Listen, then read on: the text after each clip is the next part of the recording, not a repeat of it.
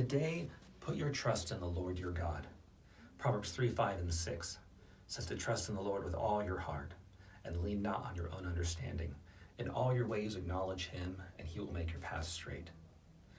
So in trusting in the Lord, let's look at 2 Kings chapter 18. In the face of threats from the enemy, the king of Assyria is sending messengers to King Hezekiah in Judah, and he's mocking him and mocking the Lord. And in chapter 18, the servants of the king of Hezekiah say, "Has any one of the gods of the nations delivered his land from the hand of the king of Assyria?" The king of Assyria is boasting here. But King Hezekiah puts his trust in the Lord, and the word of the Lord comes from the prophet Isaiah and says, "Do not be afraid."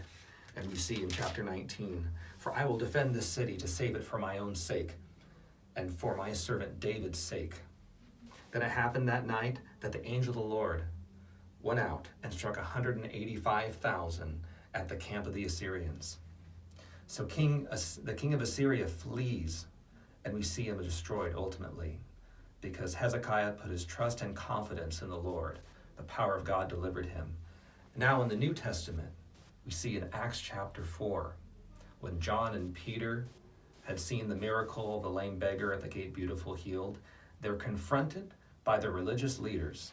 And the religious leaders even note their confidence and their boldness. It's a confidence and boldness in the Lord. Chapter 4, verse 13. Now as they observed the confidence of Peter and John, understood that they were uneducated and untrained, and they began to recognize them as having been with Jesus.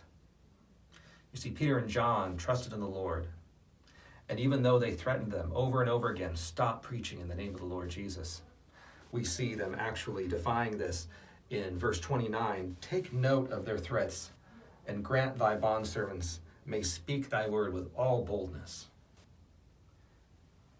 While thou dost extend thy hand to heal, and signs and wonders take place through the name of thy holy servant Jesus." And we see the place where they were standing, the ground was shaken.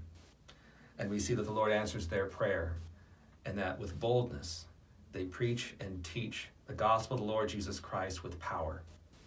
So today, put your trust and confidence in the Lord, and you will see the power of God working in your life.